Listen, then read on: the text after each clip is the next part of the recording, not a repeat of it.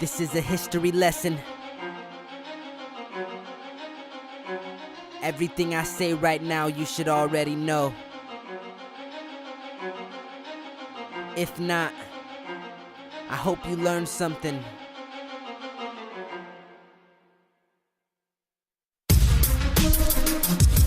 Okay, I guess.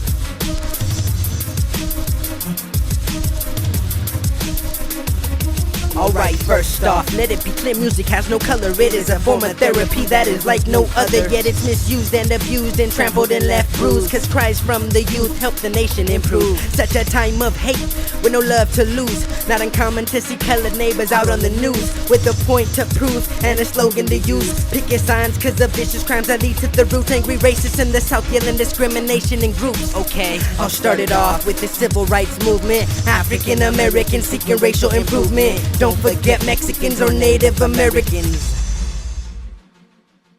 We're commonly forgotten. I'm so damn sick of it when Little Rock happened. Guess who was our president? Military is our answer to just about everything. So thank you Rosa and thank you King for standing up when you seen that we weren't free. Police brutality, no matter the city, it was all through the streets. I'm talking every little piggy. Back then they called them the heat. Thousands of people turned and talked with their feet. That's thousands of miles marched with no smiles. It was all worthwhile cause they did it on style. Little after that Nixon resigned and gave up his title. The Watergate crisis put him on the verge of being fired. What a liar. Hostility within the streets was higher. More militant groups out loose, starting riots. I guess it depends on the protests you practice. You had to choose between Martin or Malcolm. Different ideals yet they faced the same outcome. I'm ahead of myself, I need to take a step back, maybe elaborate this. Most definite, JFK was one of the better presidents. The 35th head of state with the sexiest first lady to take steps up in the residence. Invested in the space race to touch the moon, be first place.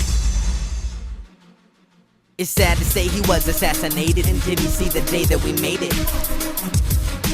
The year is 64 and the war started. Johnson's now president. We got a lot of problems. He better with civil rights, with war. He can't solve them. The Treaty of Versailles is what brought us to the war zone. Ho Chi Minh wanted the same rights as the French. They said no and it turned into a big threat.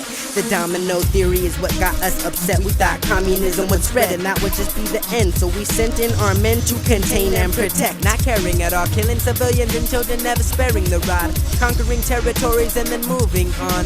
Carriers unload as the planes drop bombs. No time to reload, it's take a shot and run. Guerrilla warfare acted out with only guns. The war was never fair cause of the tunnels they dug, leaving American soldiers bleeding out in the mud. That's what separated us into the hawks and doves. That's when the youth stood up and said that it was enough. But then the year turned 68 and everything got tough. Lyndon didn't want to be re-elected and it upsetted every person that's seen the war as a potential investment, especially after the massacre.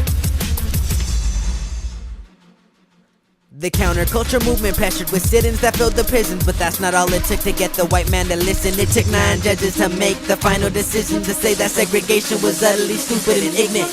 Illegal cause nothing could ever be separate but equal. It affected education and was seen to be feeble.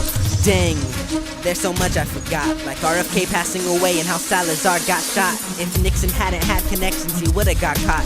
If JFK hadn't died would the war have been fought? This was a little bit of history in a song. If you wanna learn some more just go read a book. Go read a book. Go read a book. Ha. Go read a book. Go read a book.